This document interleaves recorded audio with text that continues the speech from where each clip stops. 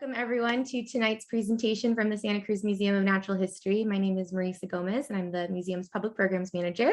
I'm super excited to be joined tonight by two fellow staff members at the museum, Kathleen Aston, our collections manager, and Felicia Stolk, our executive director, as well as some special guests. And tonight we're going to be giving you all, our members, a special sneak peek at the museum's latest special exhibit, Remembering Castle Beach. But first, I have a few things to share with you. I want to acknowledge that our museum resides on the traditional and unceded territory of the Yupi tribe of the Awaswas Nation. Today, these lands are stewarded by the Amamutsin tribal band, whose ancestors were taken to Mission Santa Cruz and Mission San Juan Bautista during Spanish colonization of the Central Coast. The Amamutsin are working hard to fulfill their obligation to Creator, to care for and steward Mother Earth and all living things through relearning efforts and the Amamutsin Land Trust. And I also want to note that we'll be communicating with you tonight through the chat, and we'll address your comments and questions at the end of the formal presentation. And we'd also love it if you could send your messages to everyone. So the default option in Zoom is host and panelists. That means I can read them, but your fellow members in the audience can't. And I think it'll be fun for everyone to see these stories coming through and your other thoughts. So if you have a chance, just switch host and panelists to the option for everyone right now. And then from that point on, when you send a message, it'll go to everyone. And again, we are sharing fond memories from Castle Beach or Seabright Beach, or if you don't have a fond memory that you can think of, or your fond memories are very, very long, write your favorite beach. Petra, love my local beach and local museum. Thank you, Petra. Michael, in February 2022, my son Luke and I had a short father-son beach day at Seabright. He was 6 months old at the time and he was a bit spooked by the wind. That sounds like a nice memory, Michael. Liz had fun bonfires back in high school. Love it. Okay, so now I am going to welcome in tonight's speakers. So I'm going to stop sharing my screen and welcome in Kathleen and Felicia. Why, hello there, colleagues. So these two are going to be giving us our special sneak peek of the exhibit while also sharing behind the scenes stories and additional details not featured in the exhibit. And I'll just share that it's been really fun for me to be on this team with these two. I had my own little small part in putting on this exhibit, and I am so proud of it and so happy with it. I also want to note that we're missing a very important member of the exhibit team who is active in the chat right now, but not active on screen. So I just want to take a moment to thank Liz Broughton for all that she did to make this happen. So thank you, Liz. And at this point, we are now going to start with Kathleen, who has something special to share with us. So I'm really excited for so many things today, but the main one is that we have a special guest, actually two special guests with us here today. I'd like to invite on screen local historian extraordinaire Dan Modell, who helped facilitate community members Bob Watson's donation of the Bob Watson collection to the museum. Bob, we wanted to thank you so much for gifting us this collection that is the foundation of the exhibit that we're going to be talking about today. And we wanted to know if you had anything that you'd like to share, maybe a favorite memory of the castle. Yeah, so, I really appreciate what you've done. I was really worried about the collection finding a good home, and it's really found a great home. And I hope that we have the chance today to hear and see some people while the collection's there that might have some additional things that might go into the collection if they so choose. And I came into the castle late. I came in 1939 when I was born. So the castle had been open for 10 years with my uncle and my mom running it, basically, and with my grandfather. So my memories are very few from what happened in the 40s, basically, but I had a lot of information given to me, and I hope I can remember all the important things when people ask me questions. But I just want to thank you all for your participation with it. And of course, Daniel, he's done an awful lot too. So thank you.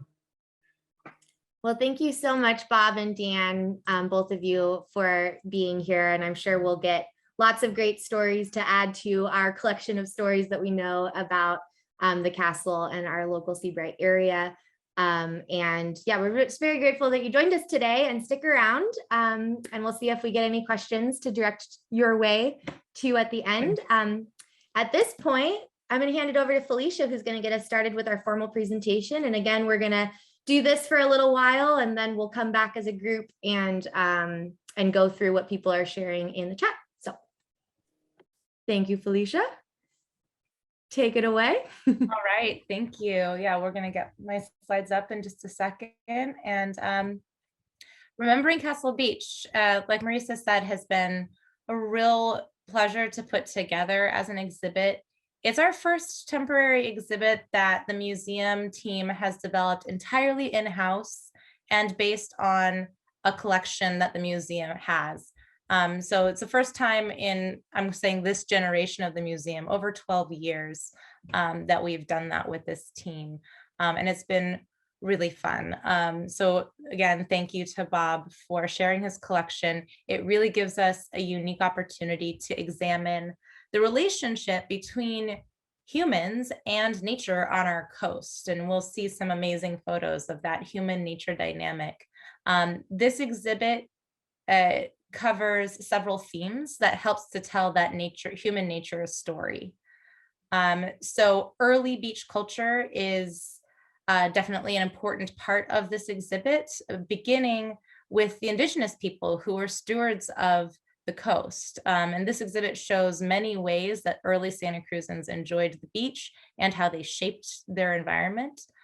This picture in particular shows beachgoers at Main Beach. Of course, the storyline of the exhibit climaxes with the heyday of the castle. And so we're able to feature historic images and memorabilia and many, many stories, many of which were contributed by our community about the castle.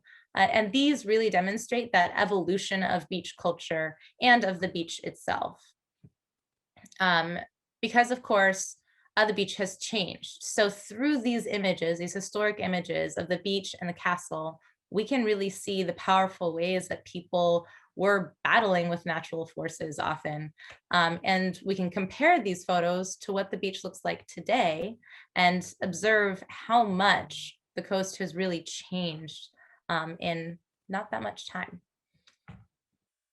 And of course, the coast will continue to change under both human and natural forces. And so the final theme featured in the exhibit focuses on the future of Seabright Beach, highlighting things like climate change and sea level rise, really going into that push and pull between people and nature.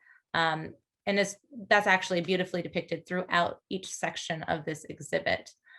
So in order to dive deeper into those awesome photos, Kathleen is going to take us on a closer look into the collections that help to tell all of those stories.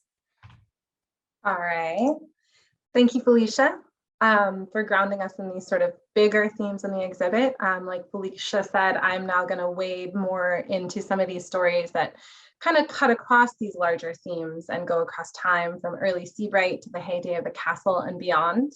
I've picked a few aspects of the collection, both on exhibit and behind the scenes, that I think exemplify this mutually influential human-nature relationship that Felicia perfectly describes as being so key to this exhibit.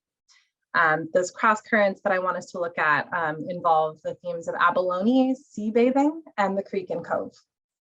These stories are by no means exhaustive. The legacy of Castle Beach is super rich and multifaceted, and it is teeming with many meaningful connections. Creating this exhibit with our amazing exhibit team was definitely a process of tough choices between many incredible directions, and we're excited to share this story with you, all these stories with you today, and hopefully learn about some new ones ourselves. And I'm delighted to be able to expand on some of the things that we looked at for the course of this exhibit in today's talk. So the first sort of sub-theme I wanted to look at was that of abalone. So abalone are single-shelled marine invertebrates related to snails and sea slugs. They are one of the many creatures who make up the life world of the Monterey Bay. And they are slow-growing grazers that inhabit kelp forests and subtidal habitats. The animal on screen is a red abalone, as many of you probably could tell, but the waters of California have long been home to 8 species of abalone. Of these, 2 are federally endangered, and several others are of special concern.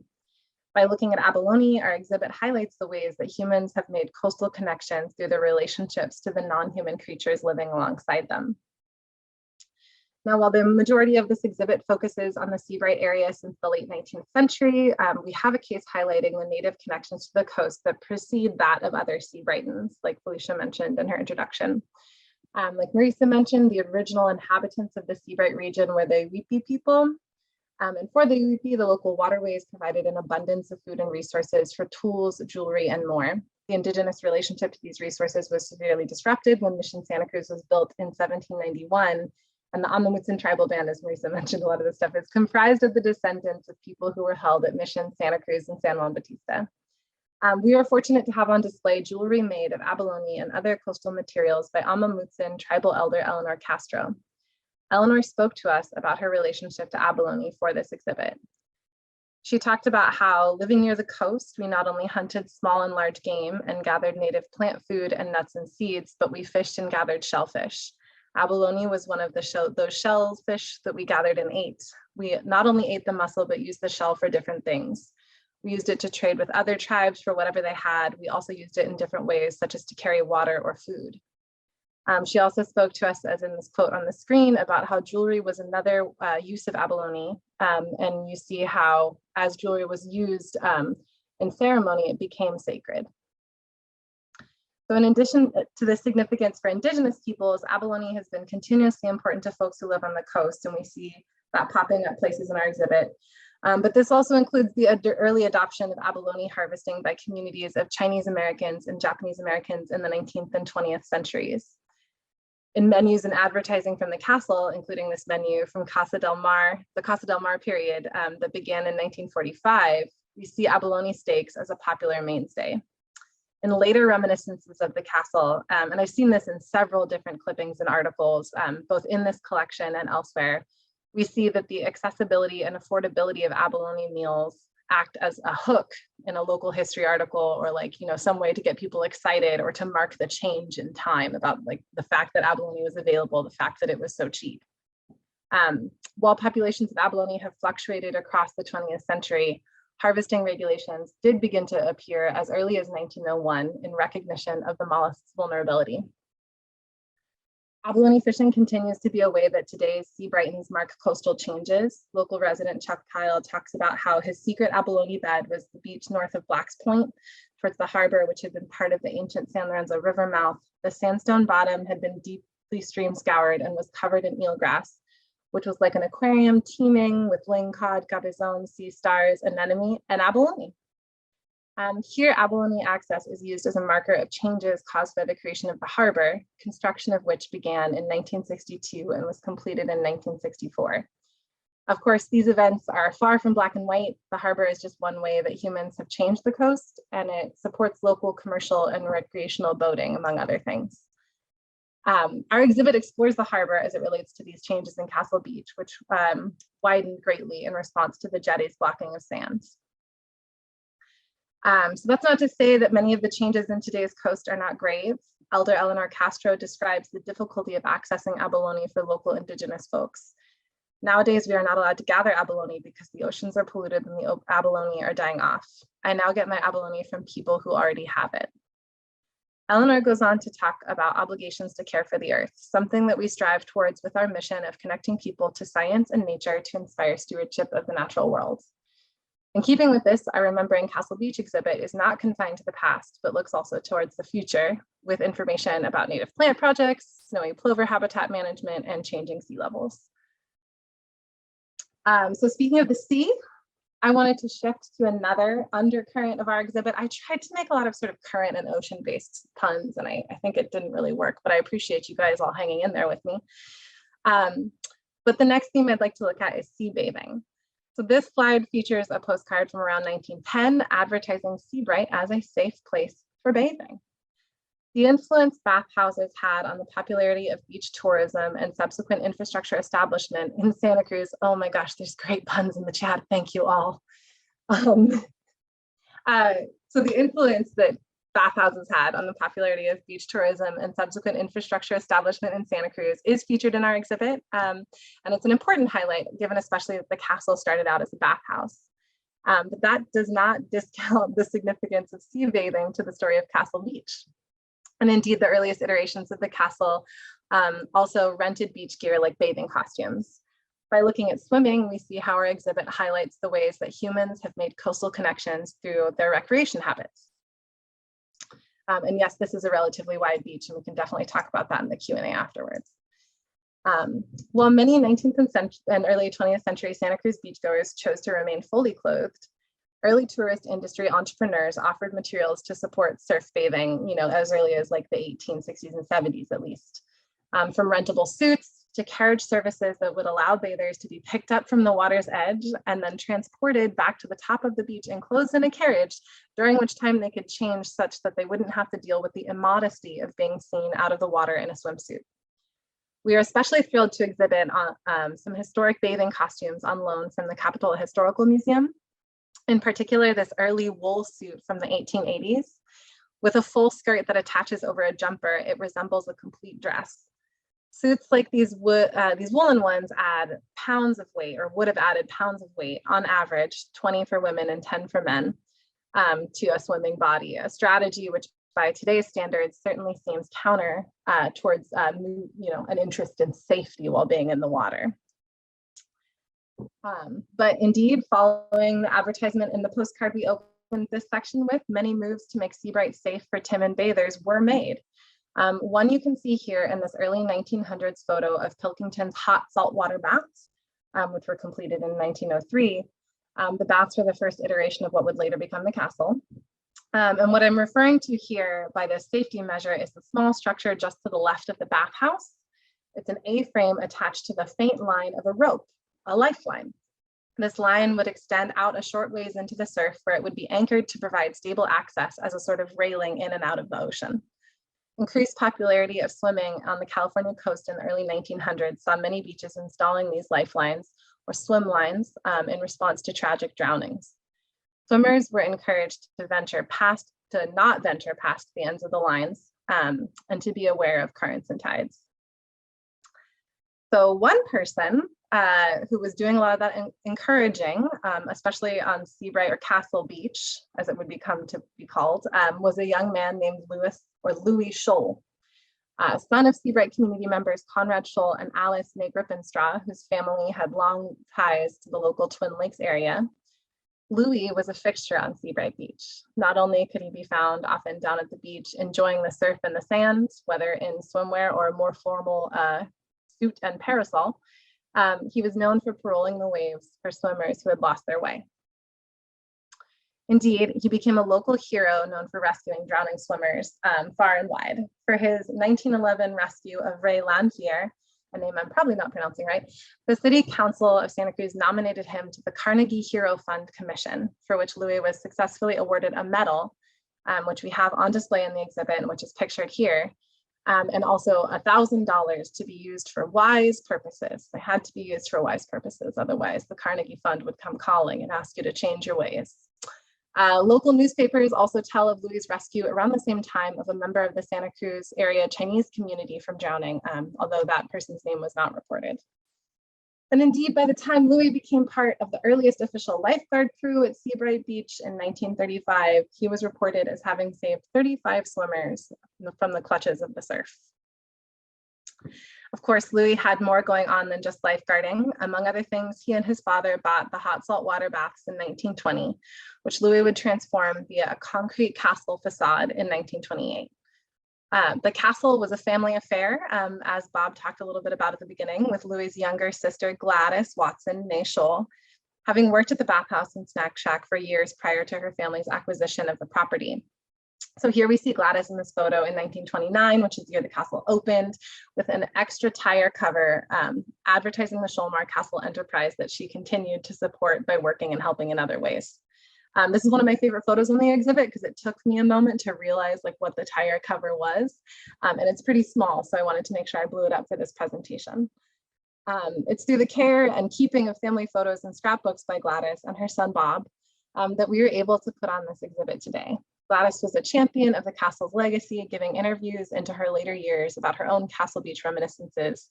And as we heard, Bob similarly cherishes his own memories, which came at a little bit of a later stage, but including growing up in the thick of things around the castle with his uncle Louis, who he spent a bunch of time with and who gave Bob his first job as a young child collecting abandoned beach equipment rentals that were strewn about the cove. So we also see in this collection, which we call the Bob Watson collection in recognition of Bob's generosity, how this interest in swimming and making sure that swimmers know that they'll be safe remained a key component of Louis's castle enterprise. Louis's own Scholl Marr Castle menu had a special section dedicated to the safety of the beach. One of the safest beaches on the Pacific coast, a beach with no undertow and a surf which is a delight to old and young alike. Lifeguards are on duty throughout the season and adequate life-saving equipment ready for instant use. So this commitment to safety was of course more than just a marketing scheme. It was an important way of life for Louis, who was known to just drop everything and run towards the ocean if people yelled that folks were in trouble, especially when he was a younger man. But even Bob remembers when he was a young child at Castle Beach, running to the cliff edges to explore, only to have Louis atop the castle, megaphone in hand, start yelling at him to play in safer parts of the cove. Which brings us to this sort of notion of the changing cove and the creek that feeds into it, which are also main characters of our exhibit. Originally an outlet for a tidal lagoon that supported enough wildlife to be used as a hunting and harvesting spot, it was fed in part by Pilkington Creek, named after the Pilkington family who turned their farming property into one of Seabright's earliest tourist camps, and whose son James built the first Seabright saltwater baths. By looking at the creek and cove, we see a prime example of one of our core exhibit stories, this central battle between natural and human forces for the prevailing shape of the coast. We also see the primary force behind our acquisition of the Bob Watson collection. So this photograph from our collections, when we've had it in our collections for some years, shows Seabright Beach after the 1890 completion of East Cliff Drive. We can see that as early as the formal road was established, landscaping was being undertaken and ornamental trees planted to enhance the aesthetics of the cove according to the prevailing standards of the day. In our exhibit, we talk about these shifts in attitudes towards what vegetation makes most sense on your local beaches. This idyllic photo also belies a stormier reality. Locals called the stretch of East Cliff east of Castle Beach, or east of the castle, where it ended up being Dashaway Street, for the frequency with which waves came up and dashed it. Here we see another late 1800s view of the cove, where you can see the water sort of reaching up underneath the bridge towards what is today often called Tyrrell Park, although I believe at the time the family called themselves Tyrrell. Both of these photos have been in our collections for decades, as I mentioned, helping us to document our long relationship with the landscape of the Seabright area. Of course, the establishment of the castle did not dissuade some of these forces we've talked about shaping this area, especially the impressive force of the ocean, any more than it did against the original smaller snack shack buildings, which we have pictured in the panels of our exhibit.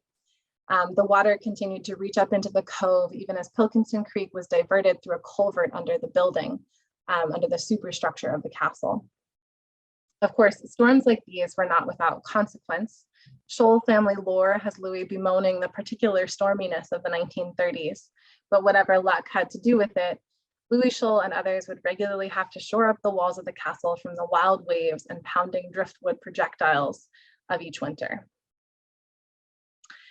Which brings us to this scrapbook page, one photograph of which is featured in our exhibit and others in different blogs, where nestled amongst some happy family shots on the ancestral Scholl family Seabright porch, we see Louis and his friends, perhaps colleagues, also combating the falling away of the cliff adjacent to the castle. So in addition to repairing the sides of the castle walls where driftwood would punch through a wall or break a window, the cliff next to the castle was constantly eroding, and the family was also invested in some apartments that were up the cliff edge that they didn't want to tumble into the sea. And so each spring they would have to go and pump, hundreds and hundreds of pounds of cement underneath this cliff edge at great cost in order to ensure the ongoing safety of their livelihood, their homes and business. We we're very excited about the opportunity to take this collection when it was first offered to us, because we do very much care about developing our sort of sense of place and our local community relevance of our collections. But it's this scrapbook page, lovingly put together, that really sealed the deal for us at the museum when we were considering whether, you know, a natural history museum was the right place for a collection of historical memorabilia and photographs, because we really do see this page as exemplifying that sort of, you know, relationship between people shaping the coast and then being shaped by it in return, or in this sort of like iterative back and forth way. So this is what I sometimes, if you've seen me at any of the pop-ups where we've had Castle Beach stuff, it's sort of a small page that I always make a point to kind of highlight, because this is the money shot. Not that we value our collections financially, because they're invaluable. So I wanted to include just a little bit more information about sort of the changing shape of the creek in the Cove, because that for me has been harder to picture in the course of working on this exhibit. We actually, some of us went out and looked at that edge of the wall, sort of to see if we could see any of this sort of like, you know, the cement that would have been put under this part of the cliff, but it's obscured by sand and plants today. Although if anyone thinks that they see a piece of it, we would love to hear about that. But as I was sort of thinking about like Pilkington Creek, which runs along the side of the museum, and how it gets to the ocean today, or when it gets to the ocean today, I really enjoyed, you know, exploring, you know, asking questions of folks who remember like playing in that creek or that area when they were growing up, especially a story told to me by Bob Watson, who might be able to elaborate this a little bit better later in the webinar. But when he was a kid, the culvert of the creek went underneath the outer edge of the castle, which was just really sort of on the first floor, which you can kind of see here, the first floor where people would walk onto on the left, directly from East Cliff. That's where the snack shack and other things were. And then you would go up to a place that for a while was a restaurant, later became a gallery.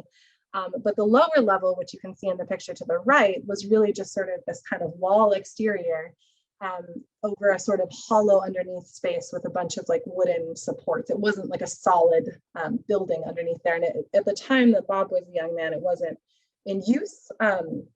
In fact, he has great memories of being a neighborhood kid running around, going underneath the part of the castle where the Pilkington Creek was diverted in sort of this like large cement kind of bathtub shaped open culvert, and exploring and seeing these like old wooden carved out baths, because by the time he was a young man, the baths were no longer in use. It was not a bathhouse at that point.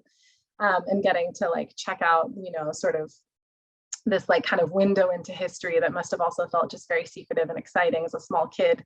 I'm also partly excited about this because running around in creeks where I wasn't supposed to be was a big part of like my early story of getting connected to nature and natural history. Just to sort of show a little bit more about how, you know, the photographs in this collection can shed light on these kind of, you know, significant events. We have these really sad photos of the castle, which was condemned and knocked down in 1967. And you can see as it's crumbling in these pictures, which are fragments of newspaper articles from the time, you can see what I'm talking about with the fact that it was sort of a building up above a sort of like stilted place where like an exterior castle wall blocked everything off, but that bottom space wasn't in use. So like we said, in 1967, the castle crashed down over a wider and sandier beach because of these harbor changes, something we talk a lot about in this exhibit. But despite the castle's loss, the beach was still beloved of locals and tourists alike, and many folks had really strong, yeah, it seems like someone in the chat was actually present for that happening. It sounds like it was probably a pretty sad day, but a really important thing to remember for the folks who still care about that castle legacy. We're really excited to be sharing in that legacy by creating this exhibit and by doing events like these and some others we'll have coming up over the summer. And by considering when we add items to our collection, by being able to think about whether or not that collection is going to deepen our sense of place and our capacity to tell hyper-local stories, which for us is a really important part of making sure that as we decide to grow our collection and steward as best we can, we make sure that we're maintaining something that is relevant for our community, especially for our neighbors. So on that note, I'm going to bring Felicia back on to talk a little bit more about the context of the museum in the Santa Cruz and specifically later Seabright communities.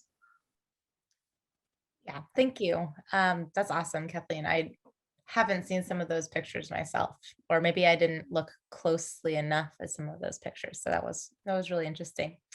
So as you mentioned, I would like to take a moment now to talk about the museum.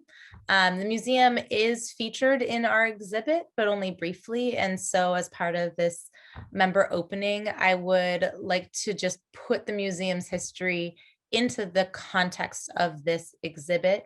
And I'll be using the timeline, which is featured in the exhibit, to highlight how the museum's history and Seabright's history really overlap. So many of you already know our origin story. The museum's collections began in the Santa Cruz Lighthouse. And by the time our founder, Laura Hecox, was giving tours of her natural history collection in the lighthouse, the Seabright neighborhood was just beginning to grow. It was owned by just a few families who were starting to build up residential areas and tourist camps. So Laura Hecox bequeathed her collection to the city of Santa Cruz to establish its first museum in 1904. And at that time, the Seabright hot water baths were being operated by James Pilkington. So it wasn't a castle yet, but there was already a tourist operation right there at the Seabright Beach. And by the time that the museum opened to the public in 1905, the Seabright neighborhood was officially incorporated into the city of Santa Cruz.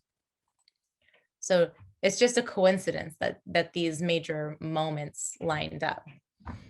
And then again, another coincidence, another foundational collection for the museum was bequeathed by Humphrey Pilkington in 1929. As a condition of giving this collection over to the city had to agree to steward the collections as a public museum. And so they decided to combine it with the Laura Hecox collection, and that really cemented the museum as a community institution and made sure that it would stand the tests of time. 1929 was the same year that the castle was built by Louis Scholl. So there we are, 1929. They start working on the museum, the castle is built, and by the early 30s, both the castle and the museum are operating in Seabright, and it is booming as a residential and tourist attraction.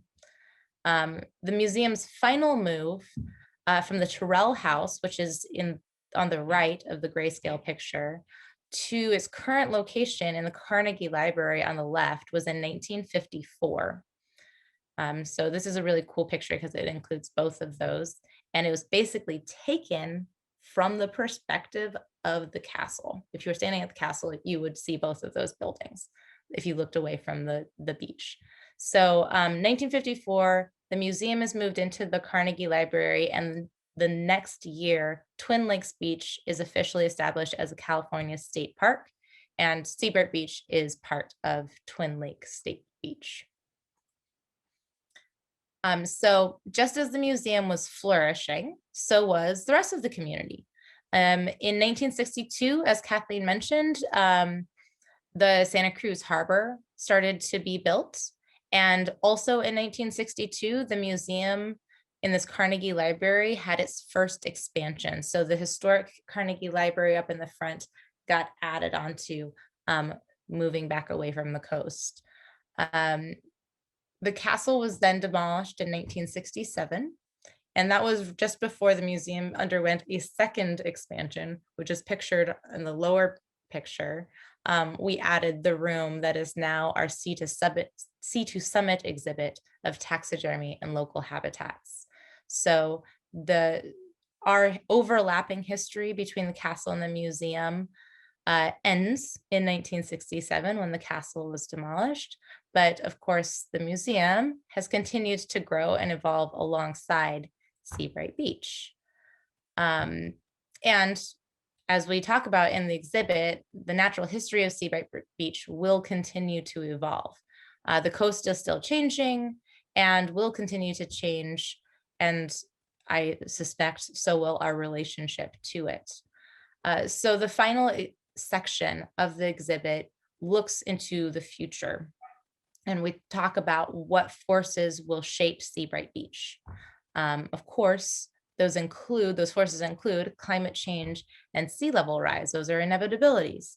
And so we also focus on the ability of human communities to shape the environment, and how that ability may be called upon to adapt to the impacts of climate change and sea level rise.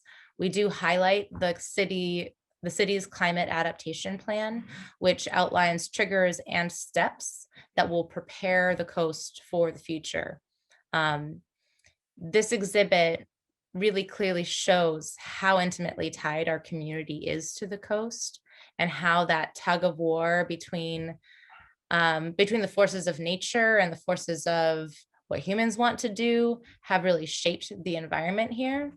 And so all those beautiful images, and especially the side-by-side images that show what it looked like in the time of the castle to what it looks like now, it really impresses on me the idea that we have major impacts, for better or for worse, and that when we take action, we can really shape the future. So it's inspiring. It also feels a little bit like a responsibility. But we talk about in the exhibit actions like vegetative management, which increase coastal resiliency in the face of sea level rise and climate change by stabilizing the shore, building dunes, protecting the coastline, and providing habitat to support biodiversity, all of which will be necessary looking into the future. And the amazing thing that our partners at the City of Santa Cruz want us to emphasize is that everyone can take part of this, can take part of that future. There are opportunities for community involvement with monitoring and adapting the adaptation plan, and getting your hands dirty, participating in coastal stewardship. In fact, students at Galt Elementary have been key partners in the plant restoration project at Seabright Beach since its inception. You can see a picture on the right. They help to plant the plants, and then they even make the interpretive signage that goes there on Seabright Beach. So another important part as we watch history unfold is continuing to learn and to continue to observe what is going on in our environments. And the museum loves being in the Seabright neighborhood. We love being able to stand witness to the history of our community and its environment. We really enjoy making observations and interpreting the natural history of our neighborhood and our county, and exploring alongside community members. We're not only spreading our mission and educating people, but we're out there enjoying the connection and the stories, and being out there with our community members helps us to continue to learn and to view the world from diverse perspectives. So we can connect to natural history outdoors, just across the street, like we are in this picture with Frank Perry at Seabright Beach. We can also connect to natural history inside the museum. As stewards of a unique collection, as Kathleen highlighted, as stewards of this collection that tells both cultural and natural histories, we can find even more opportunities, and we're looking forward to improving accessibility and continuing to exhibit the collections in a way that helps us all to reflect on the past, but also learn for the future that we'll all share together.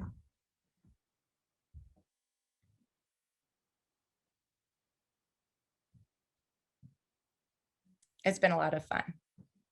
So fun, so amazing. And yeah, I'm going to share with you guys some fun opportunities to collect with natural history in the context of this exhibit in a second. I also wanted to just briefly make sure you all got a chance to really be in the exhibit, since you probably haven't seen it yet, since it officially opens tomorrow.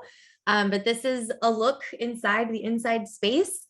And also I'm going to share some areas where you can, within the exhibit, be a part of it. So this is the only picture that I had on my phone of someone in the lounge chair. So that is me, but you can actually step back in time a little and lounge on Castle Beach. Also, there's some opportunities to share your memories in the exhibit too. So I'll stop sharing that at this point. And note also, I've got so many windows up right now. I can share with you too our upcoming events that we have planned. So I'll just bring up our website really quick and share that. In July, Kathleen and I are going to be leading a member meetup. So for members like yourselves, a historical walking tour of Seabright's changing coast. We'll be going towards the boardwalk, going towards the beach, thinking about everything we've been talking today, but like in a physical context. And then in August, Dr. Gary Griggs is going to be giving a presentation that'll delve into what we've been talking about a little bit about the history of Seabright, but also he's a very well-renowned oceanographer, geologist, who will be talking about that aspect of this story. So I'll be sending a follow-up email to you all to link those things so you can further engage with these topics. We are also at the point where we can accept questions now. So if you have any questions that you want to share, you can write them in the chat. If you'd like to share a story from Castle Beach, you can also indicate that in the chat, and I have the power and ability to allow people to talk. So we have someone who's already volunteered to do that. And let's see, so Ginny is ready.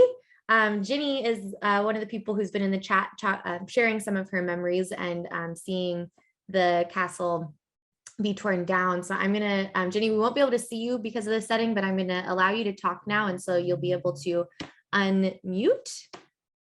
Hi, Ginny. Hi, everybody. My name is Ginny Mitchell, and our family, I am from the Kennedy line, which had, there are 4 houses over Seabright Cove, right over the cove across from the castle, and ours were the first and the second in, furthest from the water. The next one closest to the water, the one next to that used to be the Pickerel's house, which was just torn down, and there's a new house in its place. And Mrs. Pickerel and my mother and our family were there the day the castle was torn down, and we all wept like babies. And I remember it was much like when the Cooper house came down. The wrecking ball went at it so many times, and it just would not come down. It took hours for the castle to come down. And when you see that picture that you have up in your exhibit, it originally, that picture where I say my mother was underneath the, my mother was underneath the umbrella in the middle. That originally was a black and white photo that's been colorized. So my mother was under that umbrella with me in her belly. And my sister and brother are there. And I think my brother's the one who's digging in the sand. My father, my cousins and aunts and uncles were there. My Aunt Carol is there as well. And so, you know, my memories of the beach are much like folks that were of my parents or my grandparents' era. And that is that everybody on the beach knew each other in the summer. We all knew each other. And that's about all. I mean, yes, that's so under the green and yellow umbrella, my mother was pregnant with me, and she's in a hat. And then down below that to the right there, yes, that's my Aunt Carol. And then over to the left of the umbrella are 2 kids. The boy right there, that's my brother, and that's my sister right above him. And then over a little more to the left was my dad. Now, my mom and my dad actually met on Castle Beach. My mother, of course, was staying in the Kennedy house. My dad was a lifeguard at the beach. And so my dad is Bill Mitchell of Mitchell's Cove. And he met my mother on the beach, and they married and had us. So, and then I just, so I no longer am an owner in that home, but the family still owns it. And I just stayed there for 10 days. I just got home about a week ago. So I was just thinking about it, and then I saw this come up. So thank you very much for doing this. And those are my memories. Oh, well, thank you so much for sharing, Jenny. It's so special, and it's so awesome to be able to hear more about the people in those images that we've been seeing so much of. So many great stories. So yeah, thank you so much for being willing to share. So I'm gonna mute there, and then I'll welcome back Kathleen and Felicia as well. And we do have some other people who are willing to talk to. So maybe Dan, I'll get to you in a second. But while I have Kathleen and Felicia here, since we are accepting community stories today through this presentation, I thought it might be a good opportunity, Kathleen, for you to talk a little bit about the process of if people do have something to share. And then I have a follow-up question for you after you answer that. Yeah, sorry, I think you might have cut out a little bit at the end there. But I think I understand the question is about the process of when people are interested in potentially like sharing information with us or potentially sharing actual items that could be collections objects. Yeah. The process is very easy. You email me to start. I can also set up a phone call or an appointment. So that's Kathleen@santacruzmuseum.org or collections@santacruzmuseum.org. I will respond to both of those emails. And I actually just made a note, Jenny, it'd be great to follow up with you and just make sure, we love hearing stories about the different kinds of people that are featured in any of these photos. And our community contributions wall, which is called Reminiscence of Seabright in the exhibit, has some incredible photos, including one of my favorite ones of like a tiny kid in like a blow up horse floaty in front of the castle in I think the late 1930s. And so we really want, thank you, Felicia, for putting that in the chat. So we really love to be able to share those stories with more folks, even if something isn't going to become part of the collections.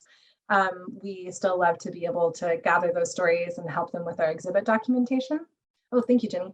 I kind of mentioned this a little bit in the discussion in my part of the presentation, but we do have to be really thoughtful about what we are willing to collect. We have very limited space, and we are a natural history museum. And so that's why this collection was such an important opportunity for us to be able to look at like the changing nature and the human ways of interacting with it. I've repeated phrases like that a lot during this presentation, so I won't do it again here. But really, when we're thinking about accepting new collections, we're really thinking about how they directly support our mission, which is connecting people to nature and science to inspire stewardship of the natural world. But that doesn't mean that we're not excited about all things Seabright and love to chat about those things, especially as they connect to work we're doing with this exhibit. Felicia, did you want to add anything? Or I don't know if Marisa has a follow-up question. I have a follow-up question, but it's not about the process. It's about some of the things that we've received from community submissions for this exhibit. So I'll just share really quick. Kathleen, I'm going to share my screen.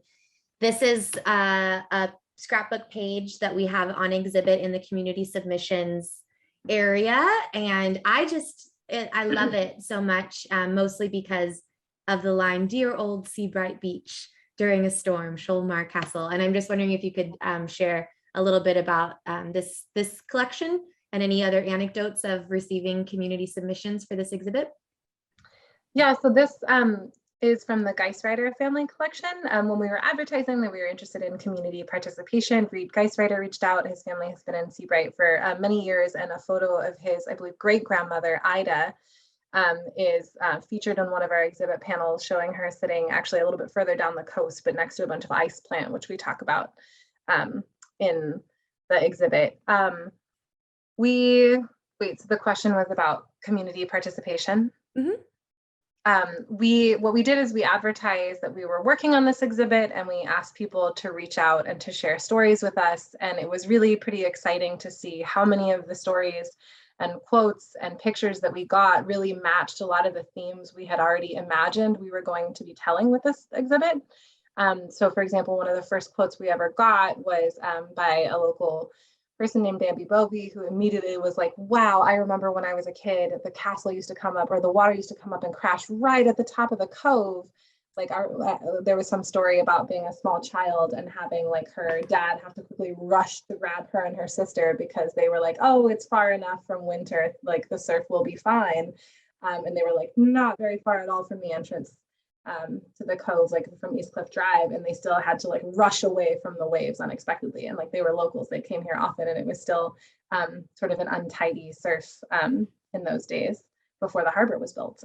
So it was really exciting to see. It was a good sign that we were on the right track with the research that we had done, with basing our exhibit on the collections that we had, that the community collections and interest we received really echoed a lot of those things. Mhm. And I do want to underscore that we say this in our panels, but this exhibit would not have been possible without a whole bunch of folks who've already done a lot of great local research. Santa Cruz has such an amazing, enthusiastic local historian and research community. Two folks that we have had one of them on screen tonight, but the book Santa Cruz's Seabright by Randall Brown and Tracy Bliss is an excellent read for any of you who are interested in this topic. Mhm. And you just mentioned also a little bit of the harbor and the beach, and we kind of alluded to maybe that we didn't get to that whole story so much. Do either of you want to elaborate a little bit on like the Widening Beach aspect, or? Sure. Yeah, I can just try to summarize, but really would encourage folks to look at the images and diagrams in the exhibit when you come to visit. But when the harbor was put in, a jetty, with the jetty, it really disrupted the natural forces and the natural geologic kind of processes that happen along the coast. And so what we're able to show through the historic images is that with that harbor jetty pointing out, it collects the sand that would normally seasonally just flow along the coast. Many of our other beaches in the county are seasonal because the sand can build up during the summer, and then when the winter comes, it washes it all away. And that's just not the case at Seabright because of the harbor's location right there. That's the really short version of a very complex and powerful geologic force that really shapes not just the Monterey Bay, but the entire coastline. Yeah, and I think we'll likely get into that a little bit deeper when we have our talk with Gary Griggs in August as well. So again, I'll send out links for all of that. And then maybe at this point we can bring in Dan. So Dan, I'm going to give you the power to unmute. Hello, welcome back. Thank you. All right, what do you want to share with us? Well, I wanted to mention two things. One being, I totally understand the Natural History Museum's limitations as far as ability to accept memorabilia and things related to the castle. I just want to put out there that I am more than ready to help anyone who comes along. If there's anything that you guys can't take, to make sure that it winds up in a safe place and is preserved, because the castle is a big deal, and I know you guys have a very small building. But the other thing I wanted to mention is I think it's important for people to understand doing local history work is kind of a treasure hunt. You never quite know what you're going to find. When I first started talking to Bob Watson, I knew of Louis Scholl's Carnegie Medal, and I was so excited that that might be something that Bob would have. I started doing research, and I found out very quickly that the newspapers claimed the Carnegie Medal had been stolen many years ago. And I was like, okay, well, maybe there's a photo of it. That would still be really neat. So Bob invited me down to his home where we're speaking from tonight. And he ushered me into his kitchen, and his whole collection was out on his tables and on the counter. And I was looking around, and there was the Carnegie Medal.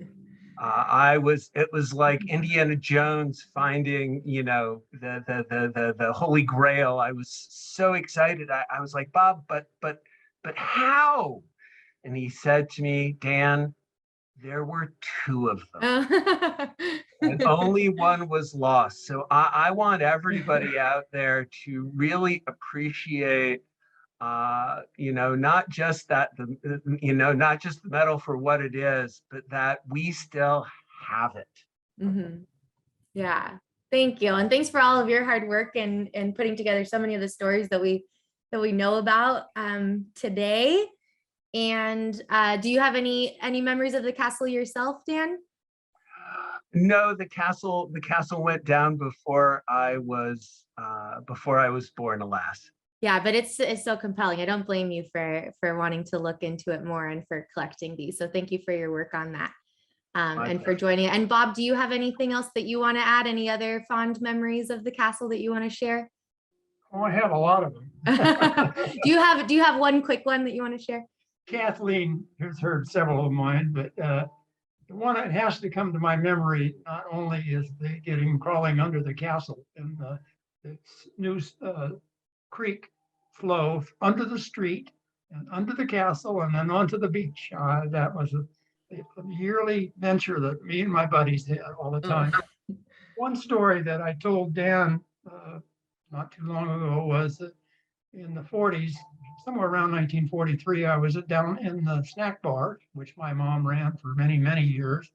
And we heard all this ruckus, somebody running down the stairs. And all of a sudden, Louis sticks his head in the snack bar and says, "Sis, come with me." They take off running, and a lady had fallen on the beach. And just to show how concerned Louis was with safety and things too, he went down there. They had to call an ambulance. He was taken to the hospital. She survived. But it was just kind of something I didn't know. My mother said, "You sit right there. Don't you move now." And so I went out and peeked over the wall to see what was going on when the ambulance arrived and all that stuff. So that's one of the stories that maybe I'll have an opportunity a little later this evening to give you a couple more. Yeah, sounds like an exciting time. Lots of exciting memories.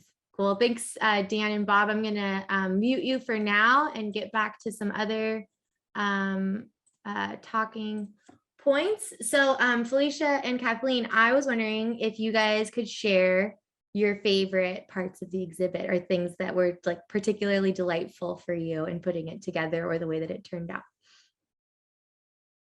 I can share that I am very pleased with the red and white striped umbrella and lounge chair and decal that you can sit in front of. I think that's fun. And also the hot pink swimsuit from the 60s are among my favorite wow moments in the exhibit. What about you guys? I unmuted before Felicia unwisely, so I will go first. I have so many favorite parts, but I guess I'm partial to the things that are like a bit more subtle. Like I mentioned, I really love that photograph of Gladys Watson, and it is on display, but it is small. And next to it, in this case that we're sort of calling our Castle Beach ephemera case, which has like the menus, the business cards. We also have a letter from Mayor Swanton from the year that the castle opened, basically expressing his admiration on behalf of himself and the city council for how lovely the renovation of the hot salt water baths had been. So basically just like the mayor of Santa Cruz when Louis opened the castle was like, "Love what you did with the place, love this castle, gotta write you a letter." And I definitely recommend taking the time it's a short letter and it's, it's more subtle than that, but that's my paraphrase and I'm sticking to it. Felicia? Yeah, I gotta echo, I love the bathing suit, which we're very grateful to the Capitola Museum for sharing with us, because yeah, I feel like the fashion trends just loop all the way back around. Not the wool one, but the hot pink one. The wool one I might wear in front of a fire on a cold winter day. Right. The pink one I'd wear to the beach. We did talk a little bit about when selecting swimsuits from the collections that Capitola graciously offered to lend us, that a lot of the suits from like the castle heyday, so that colorful postcard picture that we're so familiar with, was just taken in August of 1953. And a lot of the suits from that time, we were like, oh, great, we'll get a suit from the same year as that picture. And in fact, a lot of those suits just look like things you can get today at Target. Yeah. Because like these like cute one pieces and like kind of like, just the styles are currently in trend right now. So we realized, okay, that by itself will not be impactful enough. So they were generous enough to lend us the older one. Yeah. As well. Very cool. Very cool. Yeah. the sharing aspect has been really fun for me. But I would say I'm having a hard time thinking about like a single piece of the exhibit. I would say the whole process and the fact that, you know, this idea, we had originally thought of it as like a little pop-up. We've even done it as like a little pop-up.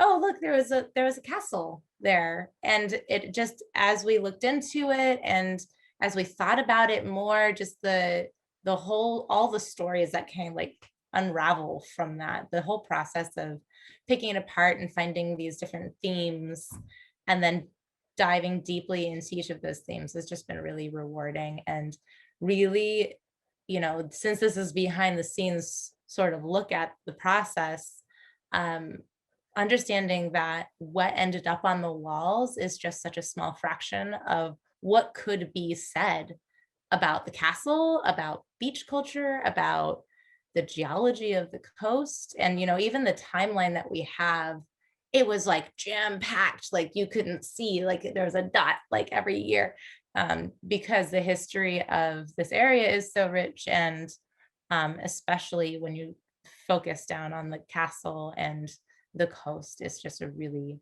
really compelling area to study and to learn about. So this is just like the tip of the iceberg, this exhibit. And I love that. I love knowing that. Yeah. And that's, you know, we've got these other opportunities coming up so we can dig a little deeper. And that's what today's about too. And Liz, who's the other member of the exhibits team, is sharing that she loves the visual comparison of the beach pre and post harbor. So we do have a panel that is showing like different views of the beach, like certain iconic kind of angles, and looking at some historic photos and then comparing them to today. And most of them are like exactly where the original photo was taken, except for one of them, which is an image of the water kind of coming up into the frame, and then there's some sand, and then there's the castle right there. And to take that picture, had to walk so much farther out into the ocean to get that same angle, to get the water coming up. I mean, so like, I don't even go to Seabright Beach that often anymore because it takes so long to get to the water. Like it's, you know, it's kind of it's a trek sometimes. So it's just amazing to think of it being this little cove, like so many of our other beaches, which is also, I think, kind of a fascinating part of it, is that when you think about the beaches in Santa Cruz, you think about a lot of these smaller coves. And, you know, in some ways, for at least parts of the year, that's what Seabright was for most of its history until now. And I've been calling it Seabright because that's what I call it. If you call it something different, drop it in the chat. What do you, Felicia and Kathleen, what do you guys call it? I came to it in the Seabright area, so I do call it Seabright. Yeah, Kathleen, Seabright. Okay. Same. We've heard I have heard Stockton Beach. I have a vague memory of during high school times. Okay. There's a lot of like super local rivalry type things going on, like, oh, that's Stockton Beach. Okay, yeah. And we've heard Stockton Beach, Fresno Beach, 4th Avenue. And then we've also heard in response to those, no. 4th Avenue is very specific. Stockton is very specific. Fresno is very specific, like these parts of that are, you know, so it's, yeah, Jenny says not Stockton ever. No? Okay. I mean, but no, I've heard that before. I do remember hearing it. And Jenny says Castle Beach. Yeah. That's what it great. And then, so I have if anyone joining us today has any other questions or comments, please let us know before we wrap up today. I have some inside scoop that Kathleen has been snacking on fortune cookies during when she hasn't been needing to speak because she's getting hungry for dinner.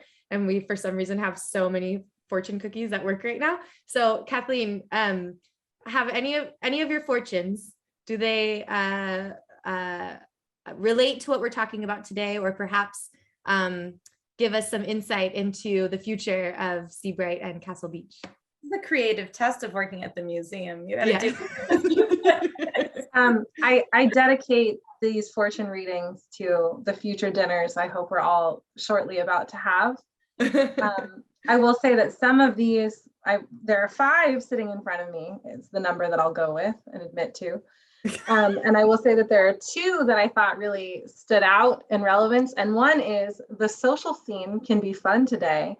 And that is definitely for the people who actually I think made more like water and ocean related puns in the chat than I actually truly attempted in my part of the presentation. So this one's for you guys, and your lucky numbers are 16, 20, 23, 32, 37, and 44. And then the other one that that one reminds me of Liz sharing that she enjoyed bonfires on the beach.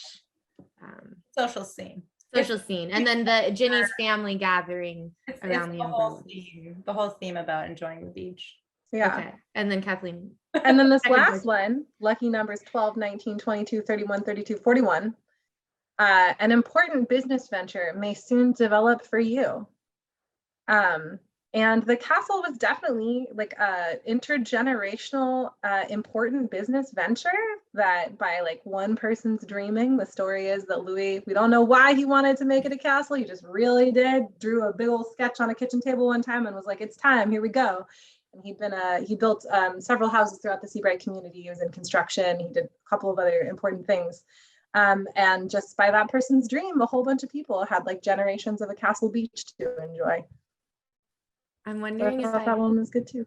I enjoy that. Thank you for sharing. Oh, I do have it. I've heard that maybe those when I share my screen and I am pulling up images this way, they're very small. So I apologize if this is the case. But I just wanted to also kind of wrap us up by saying that you can visit the museum to learn more about Castle Beach and dive into what we've been talking about more today. I'll be sending a follow-up email with additional resources for familiarizing yourself more with this. You can also go to Seabright Beach or Castle Beach and see a little piece of the castle still there, which is this, I think, not always recognized homage to the castle, which is the gate that is never closed at Seabright Beach, is in the shape of the castle. So just in case you haven't noticed that yourself, that is one of my favorite little bits of trivia. So thank you, Felicia. Thank you, Kathleen. Thank you, Liz, in the chat for all of your hard work on the exhibit. Thank you so much to Dan and Bob for sharing your stories and for all that you both did in making this exhibit happen. And Felicia and Kathleen, do you have any other parting words you want to share with our guests? Thank you, Liz. Thank you, Liz. And I hope everybody has as much fun visiting this exhibit as we had putting it together. So much fun. Definitely come by the museum soon. Hope to see you soon. Thank you all also for being members of the museum.